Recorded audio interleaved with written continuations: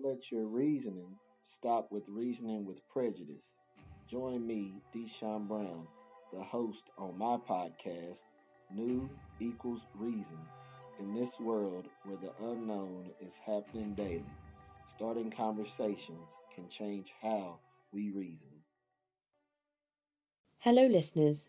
My name is Casey, and I am the host of The Cult Vault, a podcast that looks into some of history's most notorious cults. Join me as I look at cults, cult behaviour, and dive deep into the psyche of some of the heinous leaders of these movements. Listen to interviews with survivors and testimonies from those who have been affected by these sects, but live to tell their stories. If you enjoy well-researched, no-nonsense accounts, you will enjoy this podcast. Join me on all major streaming platforms at The Cult Vault. I hope to hear from you soon.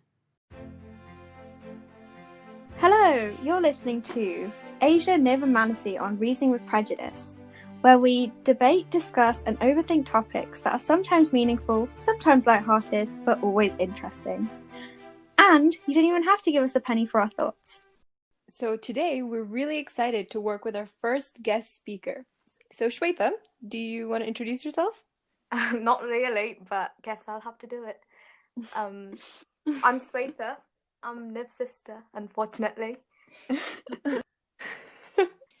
Do you also want to do the honors of introducing today's topic as well? Sure. Humans have evolved to be social creatures. We travel as a troop. So we thought it'd be fun to discuss the dynamics behind friendships. Totally did not rehearse that. If you have to name one most important characteristic you expect your friend to have, what would you name it? I guess I would want my friend to be loyal. Because, if they're not, I don't really trust them. For me, it takes a long time for me to trust someone. So I'd say they have to be loyal. Yeah, I would agree. I mean, that was the first word that I thought of as well. It's a bit cliche, but cliches are sometimes true. I guess for me, one of the big things is that they actually have to like me, and I'm not just like a temporary, person they have. And in school, when you're the new person, and sometimes there's people that just hang out with you because they don't have anyone else. Yeah. I don't want to be that person, so I guess that just means I value honesty and, genuine people above anything else. See, that's funny because you've been a new kid a lot of times in your life, haven't you? Yeah, and I've actually even been that person, which is interesting because, I read that you kind of hate the qualities in other people that you see in yourself. And when I was the new girl, I've had to settle with people sometimes, like the first time. I was a new kid when we met, and you made me feel really comfortable. I think we met in PE, and once we went inside the playground bit, she pointed at a couple of girls and said, "Have you seen Mean Girls? Those people are like the plastics." Oh my god. She actually said that. I'm like, how old is she? She's pointing at a couple of popular girls and saying they're like the plastics. No, because I thought you were interested in the, Western mean girl culture thing. I mean, trust me, I was. But and I just looked at them and I made a mental note to myself to not talk to them. When you said that, I actually imagined you to be in the movie. Sort of, I don't know if that makes sense. Yeah, you'd be like Kate Fantasy as Janice. Oh my god, I can't believe I said that. It's true though, it's true. But you were really friendly. That was the original point I was going to make. Yeah, I think you do accommodate new people. I think because you know how it feels like, and you don't want other people to feel like the same hardship, maybe. Yeah, because nothing's worse than when you feel like someone's using you. I've known people that have people have just stuck with them for the sake of it, and the minute they found someone they actually liked as a friend, they just left them. I actually get that. I talked to some person, let's call them X, and X has been friends with Y for, 4 years, and I just come around now. And X and I become close, and X starts drifting away from Y because it's natural. You don't plan for anything to happen, with friendships, especially like now, like when you're this young, you don't do anything maliciously. You just hang out with the people that you want to hang out with. And I guess sometimes that means, like, it sounds really bad, but it means hurting people because you drift away from them. It's good that it happens, because then you know they're not going to be your close friend. It's like really leading you on in a way. I mean, that's one way to put it, but it's not a relationship. You don't have to stay with just one person. But the way I think about it is that, say you liked a friend at 20%, you think 20% is your 100% because you haven't experienced anything above 20%. And then you meet someone who's higher than 20% and you get closer to them. You don't drop the person who you have friendship at 20%, but you know they're at 20%. Because you've experienced something higher. Yeah. And you don't completely ignore the other person, but I guess when you tend to become closer to one person, the other person goes further away. Especially if you relate more with the other person, if you have similar topics to talk to them with, or if your life is kind of similar. I guess it's easier to just converse on a day-to-day basis. Yeah. Well, that's a different issue, isn't it? I think with me, well, sure, most of my friends are similar to me, but I also like people who are not similar to me because you have loads of things to talk about. They can't be boring, because even if they're like amazing people, if I don't want to spend time with them, it's not gonna work. I agree with the point. I mean, they can't be continuously boring, but I feel like you have to give them a chance. In my group, usually, I'm like the quiet one, and so I might seem boring, and I'd be kind of hurt if someone doesn't want to be friends with me because they haven't just talked. Like I think sometimes the quietest people or the shyest people, the people that may seem boring, actually end up being quite interesting because you just like want to know all that they've been keeping inside. Like if there's someone, let's say loud or confident, that's great. But it's like they're showing you what they're showing everyone. But if someone quiet is opening up to you, that's a really special thing. You know what that reminds me of is when at my birthday, and you were like, the first time I realised who you really were was when we were at the library, and we were like fighting over the middle seat, and apparently I made a sound like a horse. You did. You like properly neighed, and then you flipped your hair. So did you think of me like as a really quiet person before that incident? I think you kind of kept to yourself a bit. You were like kind of reserved, which made me interesting because it's like when someone is reserved, you just want to know more. But then that again goes against Asia's point. She doesn't want to talk, she doesn't want to be friends with boring people, but being quiet does not even factor in if they're interesting. So I guess Asia's point still stands. But what I would add is that what's boring to me would not be boring to Asia, and what's boring to Asia would not be boring to Swetha. Yeah, no, obviously, like all people will have like a set of friends that all of their friends will find them interesting and just would want to spend time with them. And one note that I'm really, really sure of is if you find our podcast boring, your opinion is wrong. Yeah. People who have strong personalities, like all of you have strong, unique personalities. You don't just like agree with a random person, or like when we're discussing, you don't just go with the flow and say, oh yeah, I agree with you, but like you have interesting stories. No, I do that quite a lot actually. I think you don't though. When it's something close to your heart, yeah, close to my heart, but not a lot of things are close to my heart. See, Mandy, when you start obsessing over mayonnaise, we just let it go.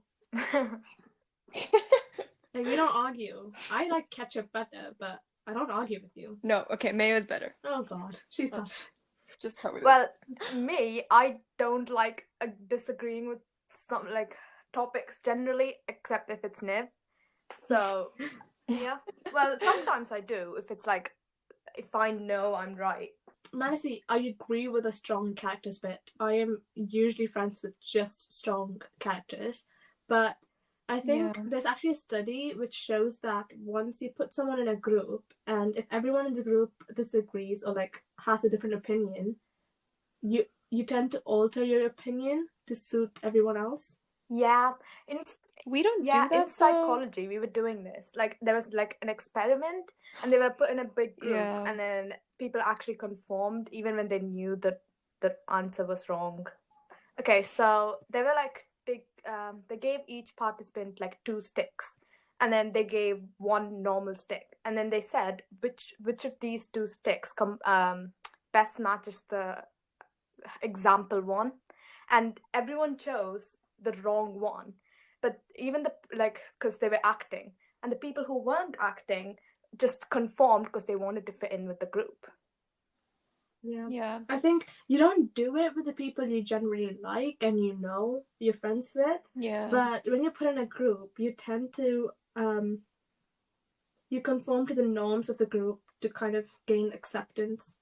What are the things that you have claimed to have done to your friends, which you actually haven't, to fit in a mold that they put forward? Okay, well, you put it like that, but I'm still gonna say this because I was quite young, so you can't really blame me.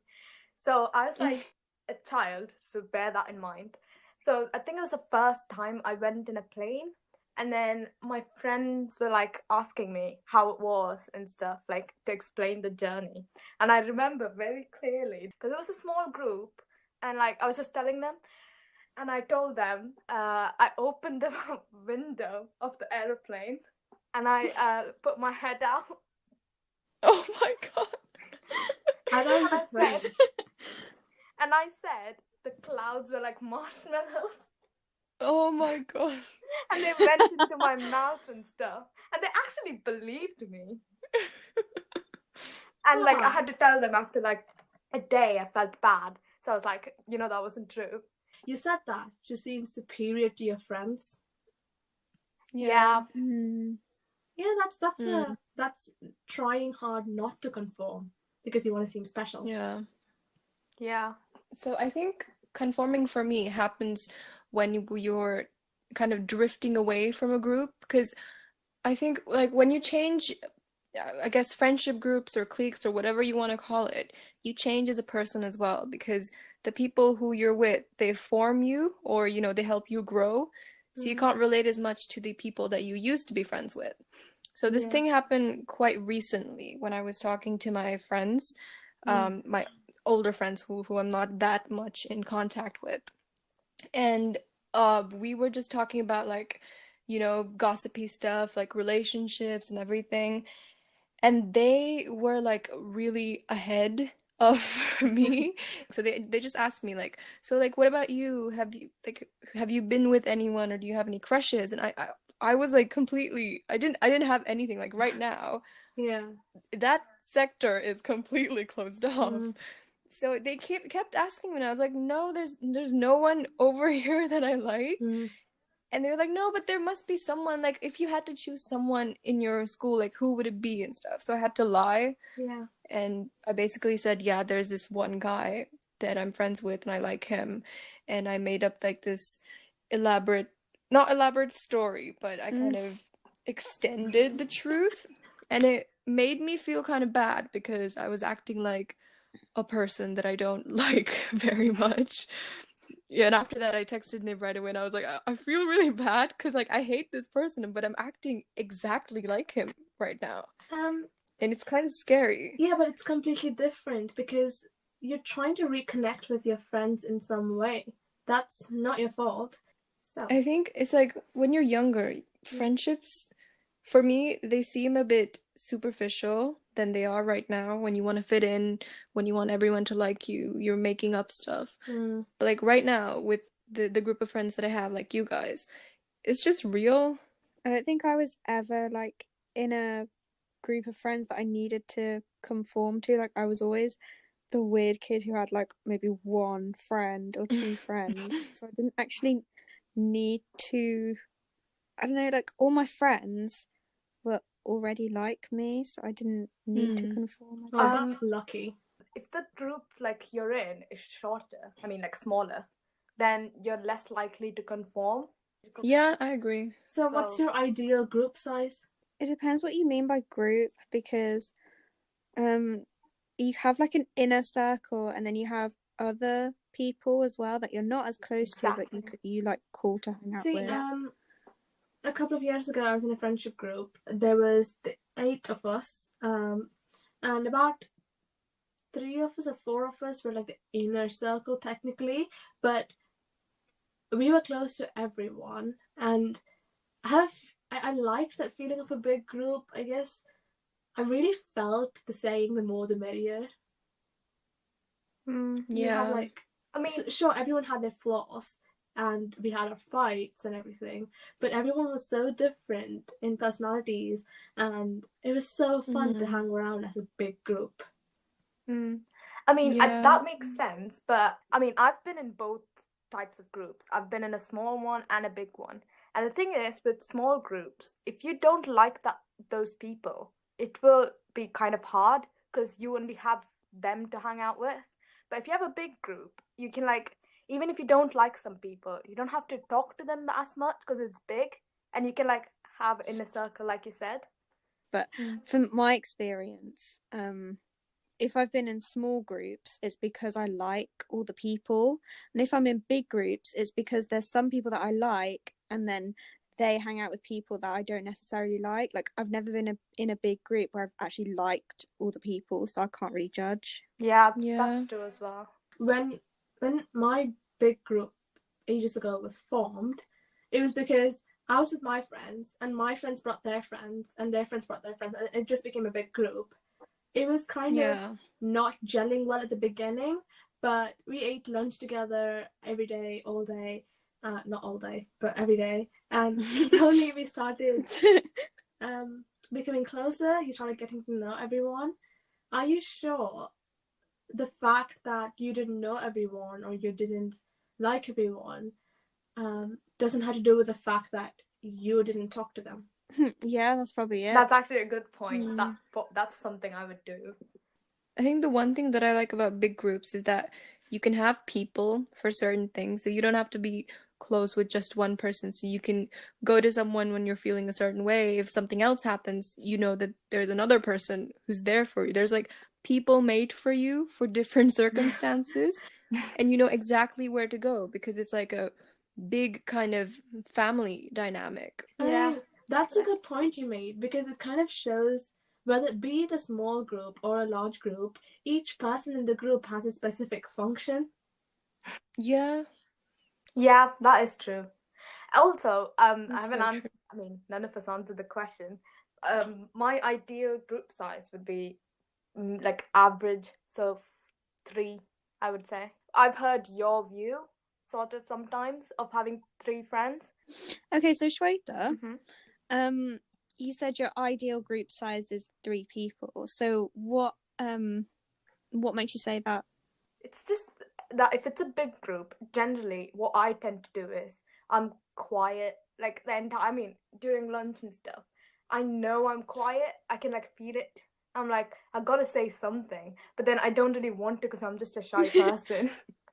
And so I think, people don't really know me that well then because I'm quiet. So I think if it's in a smaller group, people would know me more and I'd be closer to them all. That makes sense.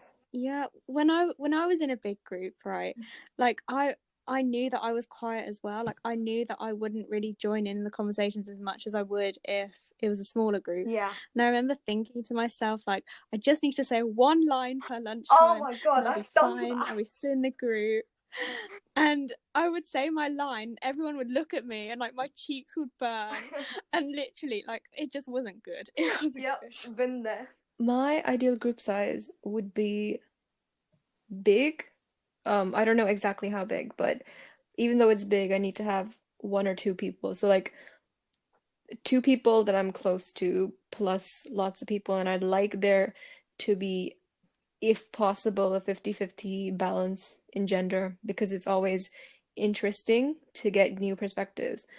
Do you think gender affects how close people are in a group? Not how close people are, but it definitely affects the dynamics of the group. Yeah. What do you mean by that? Dynamics as in from, topics that you talk about, from how you talk about them, viewpoints. Each gender even though I don't like to use stereotypes. There are certain things you talk to your girlfriends than you would to your boyfriends. Yeah, it comes down to like what you relate with, but even in kindergartens, if you've seen studies done, girls tend to just talk to girls, boys tend to just talk to boys. Once you grow up, that tends to change. From secondary school to when I went to sixth form, I saw the difference. There were more mixed gender groups in sixth form than there was in secondary school. Even more in universities. I mean, I'm imagining it to be. Yeah, definitely. I think it kind of takes age to grow some tolerance, maybe to understand boys don't have cooties. I don't know. We were talking about different roles in friendship groups. What role do you think you play? The quiet one. Well, that's not really a role. Yeah, it is. You'd be the quiet one, the listener. I think I see myself as more of the weirder one, or the goofier one that I hope unintentionally like makes you laugh. I hope, but it's okay if you don't. But yeah, that's how I see myself as. Just like, you're definitely probably the Phoebe of the group. yeah, the Phoebe. Yeah, the Phoebe of the group. I love that. Oh, that's like the best Okay, compliment. the Phoebe is the weird one from Friends. Just in case Yeah. you don't. I think you're goofy, but then your goofiness has a limit. Yeah. Yeah, and I do laugh at things that you don't meant to be said as a joke, like the dangy bottle. Yeah, I definitely agree with that. Okay, so if we're talking about friends, I'll probably say I'm the Ross of the group. So I'm like socially awkward, and it like takes a lot for someone to like me. Everyone likes Ross. Not in the show. They do. I agree with that though. Like, he has his highlight. I feel like Asia's sometimes the mediator as well, to some extent. Mm-hmm. Like, you know, when what does that mean? mediators, like yeah, you go. Resolving fights. Yeah, but I don't do that. Yeah, not resolving, but like calming it down. So like if three of us are having like a heated argument, I think you're the one who just like kind of stays calm in a way, so there's not like but that too doesn't much... mean I resolve fights. I just like slowly back away because I know that I can't do anything to stop oh my God. you guys. Usually when there's an argument, Manasi and I are at each other's throats, and we need backup because both of us are equally strong, and then we turn to you. At that point when we're fighting, I'd be like craving Asia's backup. Yeah. I'd feel like something's thinking when she supports you, because then I know I'm all by myself. Literally, I look at her like, I'm like, do you know what I mean? And then she's like, she goes, yeah, and that's all I need. Because when Asia talks, like I've seen this, when Asia talks, everyone listens. I can imagine Sweta being the peaceful one, kind of in her group. Yeah, almost I am just leave me be and I won't step on your toes. I'm definitely that. Like, I'm like just the calm one, and like, yeah. Sweta, the thing is, I think it's because your friends, I've seen when you were younger, you were more open, but after that, you just became more closed off, in the sense, I know who you truly are, and your close friends know who you truly are, but the majority of your friends have no idea who you are. Yeah, I know. Like, I've tried, and like... At home, Sweta's like really quick at saying comebacks or jokes, and she's musical, and when you see her, there's always like music kind of running through her, and you know that. But in school, she seems like a completely different person. She sees me, and she does this weird eyebrow raise. I'm like, what the hell? She does that to me as well. Well, it's okay. It's unconscious. I don't know I'm doing it. And then at home, she's like creeping outside my door, and she closes it slowly, like staring at me till the very end. Okay, I actually sound weird. Yeah, and she sits behind me in my room and takes pictures of me and writes, "I was here all along." And yeah, she's basically a very creepy person. But if you ask her friends, I don't think they would say that. Yep, definitely not. I mean, I think I was like that at school at like once upon a time, like in India and stuff. But like after the move, like when we moved here, I really wanted to fit in. So I was like trying to adjust myself to like how people want. And yeah, and that's just not me. Do you think cultural differences comes into that play as well? Yeah, definitely. Because like, so me and Nev are from India. We moved here when I was 12, was it? Yeah. And Nev, I think you were 11. yeah, 11. And yeah, it was a big change. And that change really changed me. And I just became a quiet person. I mean, I don't know if you know, Nev, I wasn't quiet in India, was I? No one believes me if I do say that. You're not quiet. Once, when she was a kid, she was chasing a boy, and she fell down and split her eyebrow, and there was like so much blood. They had to call me out of my class to inform me and call my parents. Okay, firstly, just clarifying, I wasn't chasing, he was chasing me. Because I was cool like that. I relate to that. Like, I relate to what you've said about moving to different places and, you know, changing. Because I think with you guys, I am myself. But back in India, I used to be myself with the entire class. So I wouldn't like be socially awkward or shy away from talking to people. I was just like who I am with you guys. Like, for example, once I was sitting next to this guy, like it was, and he did something to annoy me. Like he said something to really piss me off, and I just like pushed him with my hip, and he accidentally fell off the chair. I'm not proud of it, but I wouldn't do that now. No, I am kind of proud of it. Yeah, like picking fights and just, you know, like talking to people like who I am. Yeah, that's another thing. I can't do it here. Picking fights is one way that you can know for sure that you're yourself with your friends. Yeah. Because you don't generally pick fights and scream at people you know who wouldn't come back to you. Exactly. I don't think I changed a lot by moving. Sure, my group size decreased, but I don't know. I didn't know. I've always been like in envy. Yeah, in envy of that. Yeah. Because like you just seemed so like you moved and you didn't change a bit. You were just like, ooh, like I'm normal, and I was there like dancing around like a weirdo. I mean, don't get me wrong. The move was difficult for me as well. It took a long time to find who my friends were, but once I did, I think I was happy. You said a point ages ago. You were like, you only fight with people you know who'll come back, but that's not really true. I like still fight, and I'm like, I fight because I know they're wrong. So let's put it this way: you fight with people who know who you know will come back to you, or with people who you don't care if they come back to you. Yeah, that's it. I don't know what role. The glue. I guess it depends on my mood. Sometimes I'm the villain, sometimes I'm the hero. You're the glue, I think. You're the one that glues everyone together. Yeah, I would agree with that. You're like the bridge. You're like someone who everyone can go to. Yeah. Oh, that sounds like a compliment. You're like the alpha, but they're gonna hate me. She's not the alpha. I think, yeah. Maybe that's why. Like, I'm the alpha. No one's the alpha here. Like, there's no alpha in this group, I think. Because everyone's like so strong. Alpha, I think it has to be a bigger group. Yeah. Yeah. Agree. Sorry, you're all the alphas, my bad. I think it's just because we're like strong-headed people. Yeah. You know? Mm-hmm. We don't just listen to someone for the sake of listening. Like if I've seen Niv say stuff to Aisha, like do this, do that. Or like sometimes when Aisha wants to like skip classes, Niv was like, you have to go. And then Aisha's like, no, now that you've said that, I'm not going.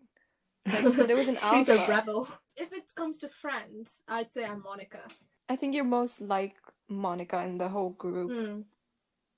I'm just not in the friends characters. No, you'd probably be Chandler. I think Niv is Chandler. I think Shweta is. I think Shweta is. Gunther. Oh, I don't know. I actually love that. I think Niv is Monica though. Like even when you like go to your house, you're such a nice host. Do you know what I mean? Like, you're making sure that everyone is comfortable and, like, no one's, I don't know, feeling. Do you know, like, you just take care. That's like, you take care of people. Oh, A mom God. move. Yeah, you just made me sound like a mom of the group. Yeah, you're the mom of the group. That's who you are. Maybe. Take it But and run sometimes with it, you Liv. are, because when you say, you can't go to the park in the night, Nick. Oh my god. You can't go to Bull Ring at like, I don't know, 5 p.m. Without an God. adult supervision. The adults will save you from serial killers. I think I'm Manasi just responsible. Yeah. Maybe. I think Manasi just wants to use the adults as a human shield, like push them towards the serial killer and yeet. Yeet. So in a room full of people, if you go in, how do you choose who to talk to? I'll let them Ooh. come to me. I would go towards like the most friendliest person. No, but you don't know if they're friendly. The one that looks just as sane as me. Someone who's smiling, maybe. I'd probably go sit in an open seat or like try to talk to the quietest one. You guys are all alphas, I'm telling you. No one does that. No one just sits on their own and expects people to come. Brown people, basically. And it's not, I guess it's, I don't know if it's racist or stereotypical or weird, but I just identify with them more. And I just imagine in my mind that because they might think the same as me. So I sit next to those people if they're smiling. I But don't think I do that, but that's a general consensus. yeah. So I was listening to this Instagram live by this black medical student, and she was saying how there was lack of representation and how she felt really lonely in her class because there were not many people who looked like her. And Yeah. I guess you don't really recognize that until you're the only person who looks different and you don't feel a sense of home or belonging of where you are. Also, I wouldn't go into a room where I don't know anyone. I'd No, take but you some. will. Like, when you start a new school, when you start uni, like, you're gonna have to be put in these situations. You That's generally start talking to the same gender as you. Not always, for me. I mean, think. not always, but most of the times. If I probably had the choice, then subconsciously I would probably choose Female. a girl. I don't know why, but that is ingrained in our brain somehow, maybe. I actually won't, like, I don't know, like, maybe, new. yeah. See, I think all of us have our yeah. own kind of, not bias, a preference, I would say. So you said you prefer people of your ethnicity. I don't do Not that, always. but then I have a preference in gender. Because sometimes new girls kind of intimidate me in a way, especially if they're really confident. Like, I just get intimidated. I think another thing that one of our listeners kind of sent in was when you're in a group full of one gender and you're the different gender, what are the social implications of that? Would you be okay with it? I think I would like it. I would like to be the only girl in a group of just guys. I would need at least one girl with me. Yeah, I don't think I would like it. If they're all of a different gender, they're gonna have some things they don't tell you, and you're gonna be like the one they'll be afraid to talk. Okay, yeah, I don't know. I don't think that's true because, Asia, Manasi, you guys will know. There's this one person in our group who's not the same gender as us, and I think, at least personally, I've told him the same things that I've told you guys. That's true, yeah. I think it takes more time, maybe, to actually get close to a person from the opposite sex. But yeah. I think once you're close, you wouldn't differentiate as much. Yeah. So basically, if you're like in a group full of different genders, I feel like they're gonna have different things to talk about. Sometimes, like, I know this is stereotypical, but boys usually, like, in a big group, if there's like a big group of boys, some of them will be interested in football. So they might be trying to convince the others who don't watch football to join in. And I feel like I wouldn't like that types of conversations. See, but that's not specific to genders. It has to do with everything. So, for example, sometimes when Asia, Manasi, and I talk, Manasi and I kind of go on a tangent about Indian movies, and Asia would be feeling a little lost. And Asia and Manasi start talking about product design, and I'm a bit lost. I think it's to do with what you have in common with. Yeah. Okay, so what kind of things would you keep from the opposite gender? We've had a few discussions about, like, I don't know, genitalia or sex and that topic. I don't think I'd be comfortable talking to the other gender as much as I would be with the girl.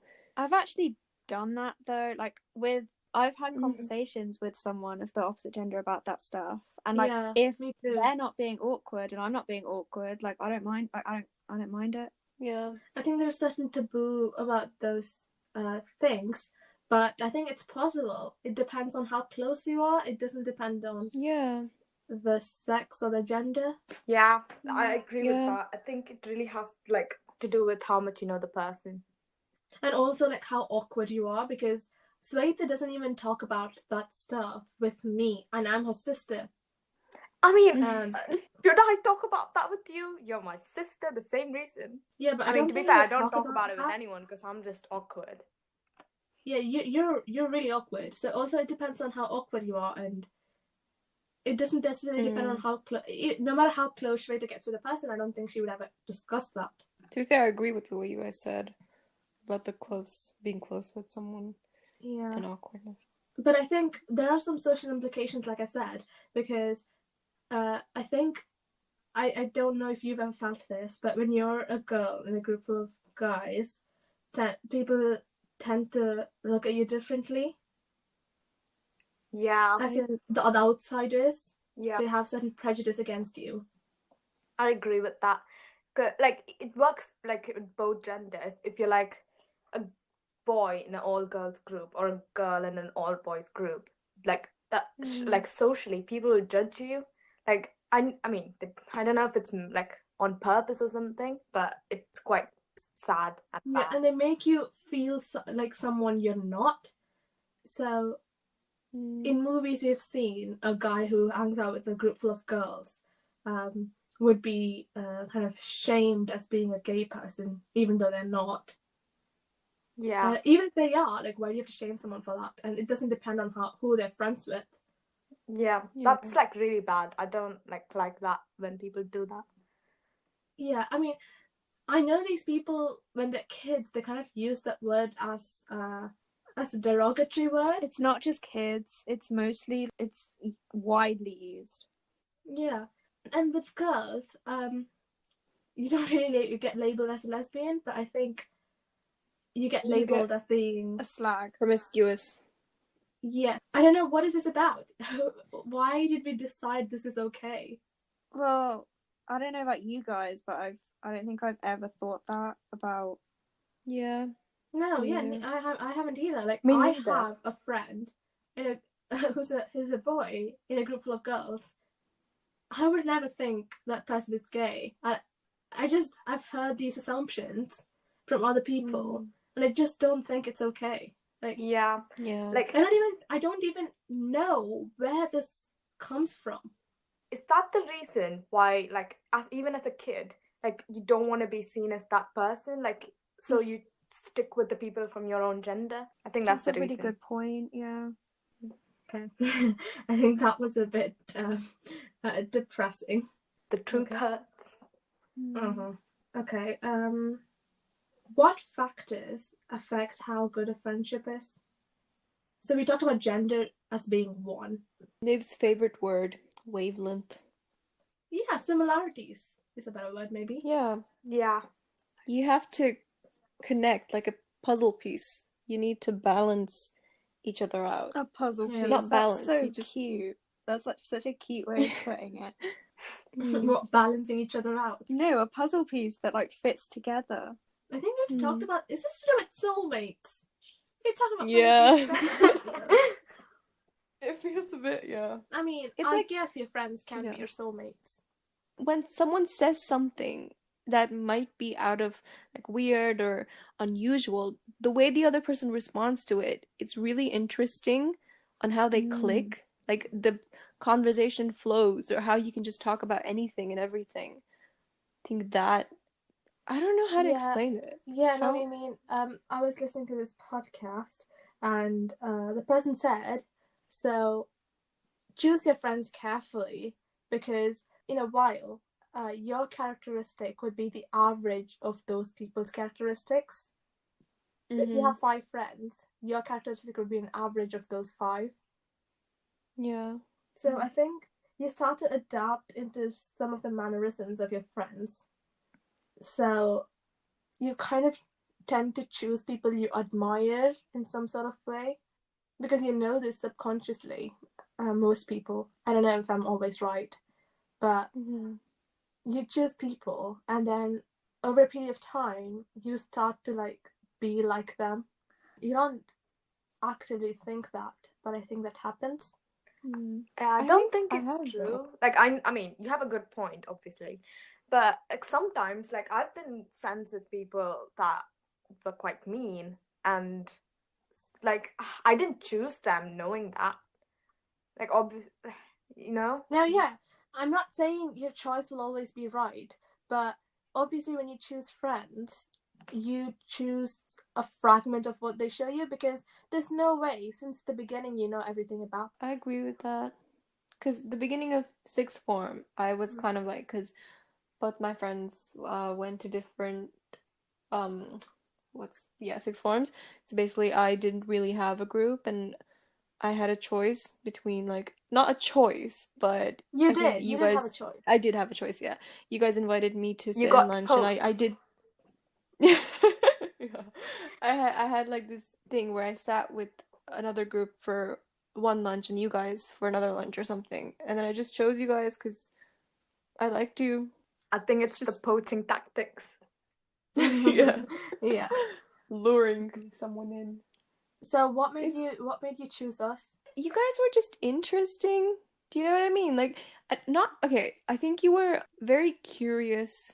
It was like one actively invites you to sit with them or wants to be your friend or wants to talk to you because that makes you want to talk to them. Like, doing that for someone who you don't know that well is something like really great. The fact that you want to do that just shows that you might become great friends later on, and it just like makes me think that if I hadn't chosen you, I would be such a different person right now. Like, you guys have rubbed off so much on me. Like, I don't know, I'd be completely different. Yeah, kind of like you chose us because we chose you. Yeah, but I also had other people Choosing trying. you. I don't know. It just felt right. I don't know. How did that friendship group change you? And how did Asia and I change you? I think that friendship group made me a bit more like introverted. I think you've taught me how to aim higher because if I genuinely believe that if it wasn't for you and if I would never have applied to Cambridge or aimed for like high grades or just aimed for more out of life than settling for something and being happy with something that you're just, that's settling for something that's basic and average. And even my mom said this, Yeah, I mean, I think you're confusing maybe your personal growth and maturity with what your friends did. I think you would have done this despite who you're friends with because you grew up. I don't think I would have because I'm the kind of person that's my friends are people that are, really introverted or um I don't know, just keep distance from people. That's how I'll be. It's just how it is. And I'm changing that because right now with you guys, I'm more myself than I've been in the past because I don't know, you just personal growth, as you said. But yeah, the aiming higher thing is definitely there because that's what my mom said as well.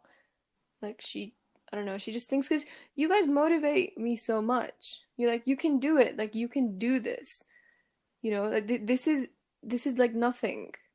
Why are you settling for something that is so low? And I like that. Take that, every person who didn't want to be friends with me. I make you better. That's kind of a self-burn, actually. As well. Yeah, I know. How have I changed? Sweta, do you know how I've changed? Well, from when you were in India now. Well, from before I was Asia's and Manasseh's friend. Oh, actually, yeah, this would be interesting to hear. Shweta will know. I don't know. You're much nicer than you were. I don't know. Did their niceness rub off on you or something? Am I nicer? Well, okay. Well, we still fight. Obviously, that's normal. But like, I know more about what's going on with your friends right now than I did. Like in India, I mean, not India. Like just generally before Asian Manasseh, I knew nothing. I knew who they were, obviously, but you didn't really tell me much about them. But now you do. I don't know if that's the big change. Yeah. Or that's just me nagging you until you spill the tea. I think after I became Manasseh and Asia's friend, I became less private. Before, sure, like I used to introduce my friends to my family and everything, but now I made an effort to get my family be friends with my friends. Yeah, that's what I meant, but you just polished it. Yeah.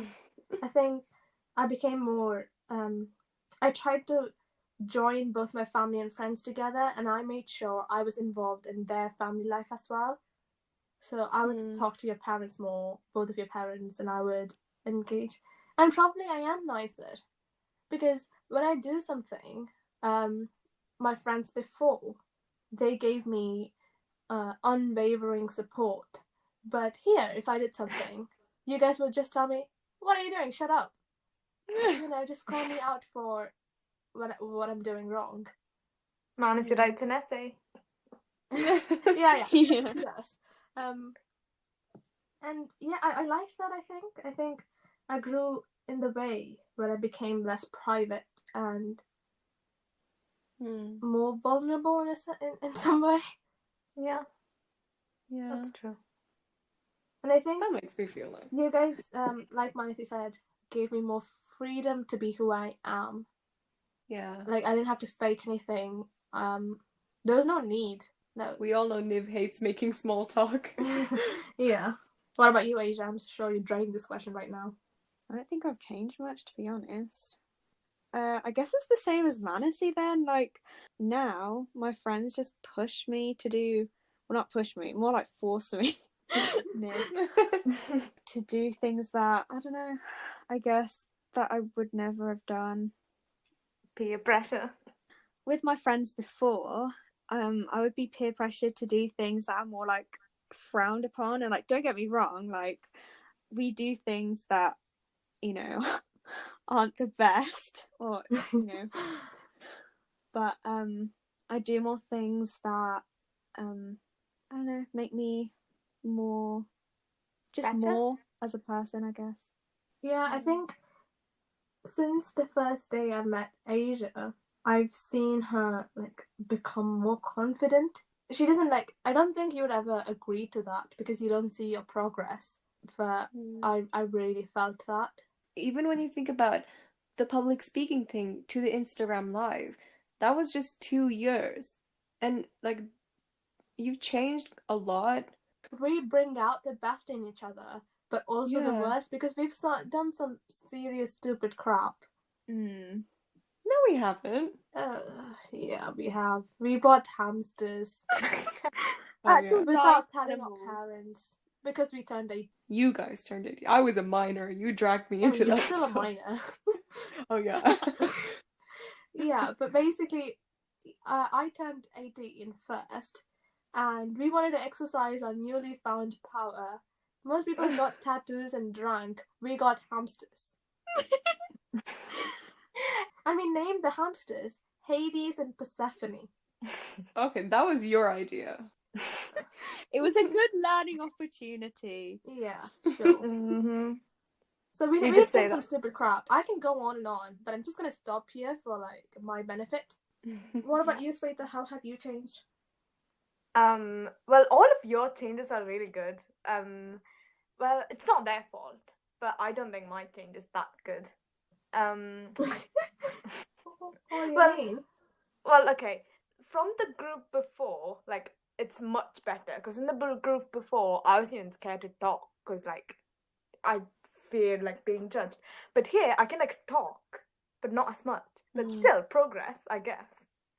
But like who I used to be ages ago, that's not the same person. Like I think that's natural with anyone though, because when you're a child, you don't think about getting judged. You just talk like you're just yourself, and then you go through a phase where you're like, oh, like people are actually going to judge me, but then you find yourself again. Yeah, I think that was quite different for me. I remember when I was in year 1 or year 2, I used to be really quiet.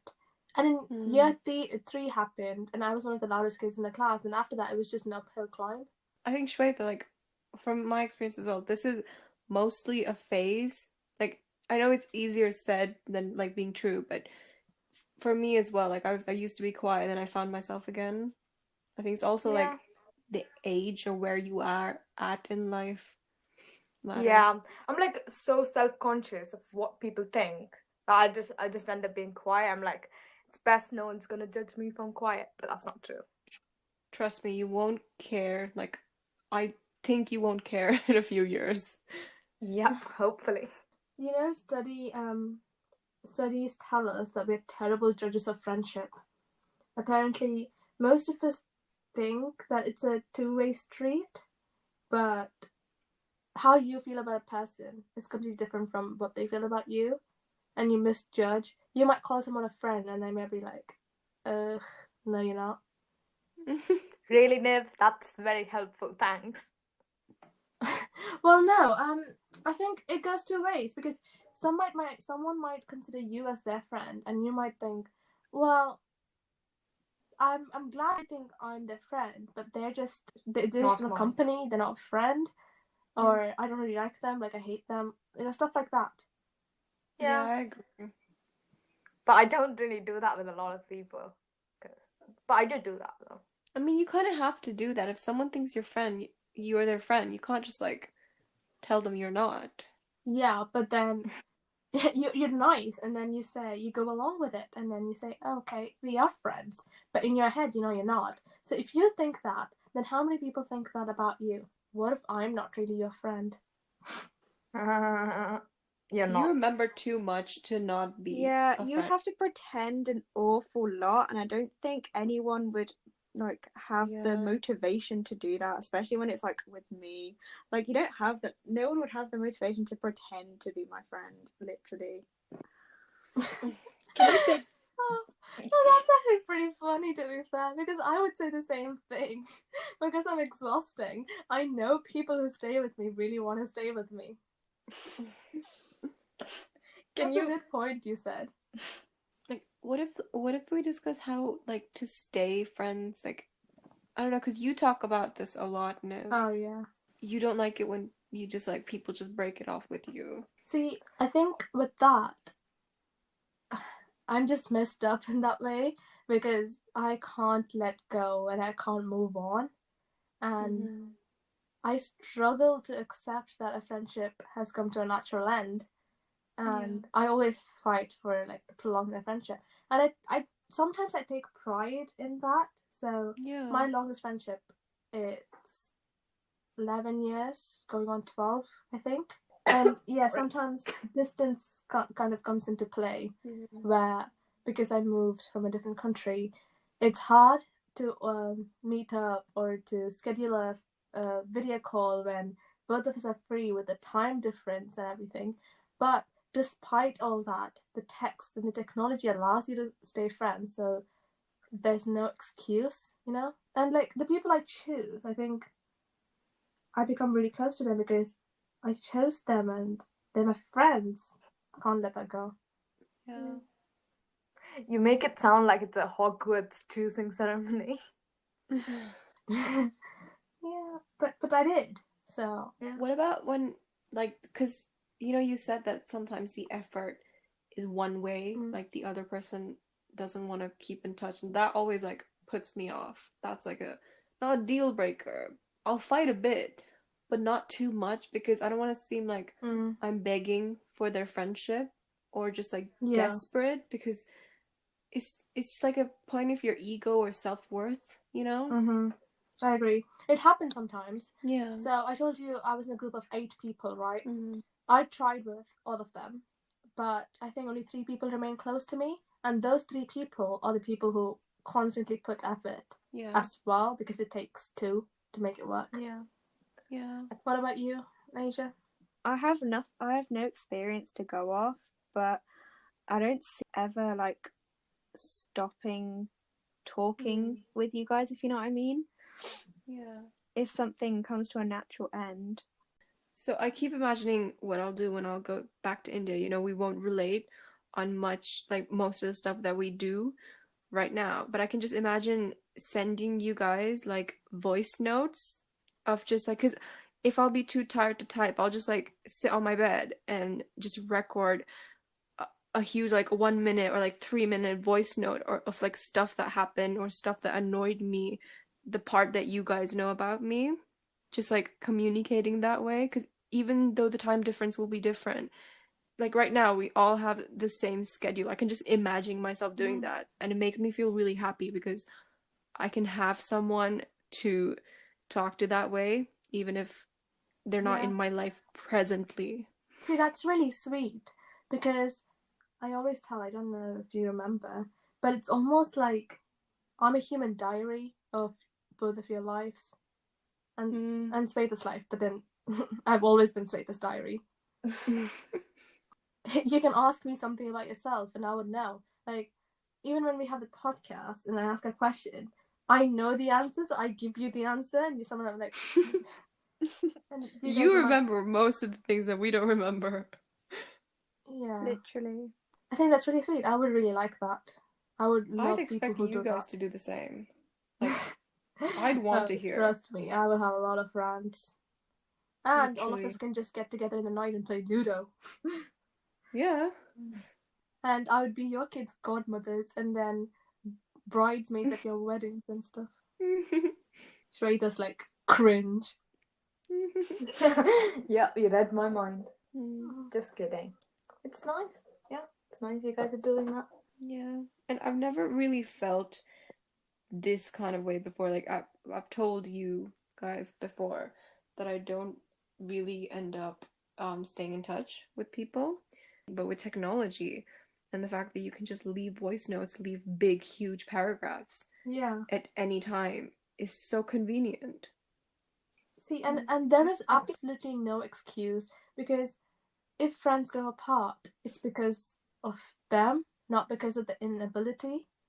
Yeah, I agree with that. Like, no, sometimes, like, when people text me, I like after we finish talking, I just don't like. I do want to text them back, but I don't, because I'm just not the type of person who would text first unless I really want to. I just can't. Like, I don't know why I do that, but I just don't. And then that it seems like I'm avoiding them, but in reality, I'm just not the person who wants to text first. I know, I get you as well, because sometimes I talk to people who are like long lost friends, and I'm just exhausted after I text them. Yeah. Oh, I hate those. Those are like terrible. I just want to be like, oh God, someone please call me so that I can give an excuse. Yeah. Like after a while, I just want like to go down and like watch TV. I just say it, bye. I'm going downstairs. I'm done talking to you. Yeah. But I don't say that to everyone. I just say that to like the close friends. Yeah. Yeah. Yeah, I actually do the opposite of that, you know. Like, I do it for the other person. Like, if Niv or Aisha's like talking to someone, I'll just like try to just, I don't know, make them go away in a subtle way. I would love Manasi for that. They'd be wasting my time talking about nonsense, and Manasi would be like, no, last question. I'm like, I'm sorry, I have to go. Or just like, yeah, let's go get food or something. And it's just annoying me. Like, just go away. I don't like you.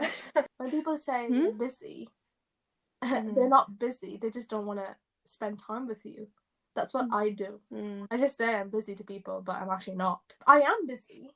My schedule is packed, and I have like commitments, but I can make time if I wanted to. If you really want to do something, you will do it. Yeah. You sound so professional. You're like, my schedule is packed. but I still find the time. Yeah, I mean, think about it. In year 13, and I was so busy, but I was not too busy to make time for who matters. Yeah. So I guess the conclusion is that you'll always find the right people. We all like try to find people who make us happy.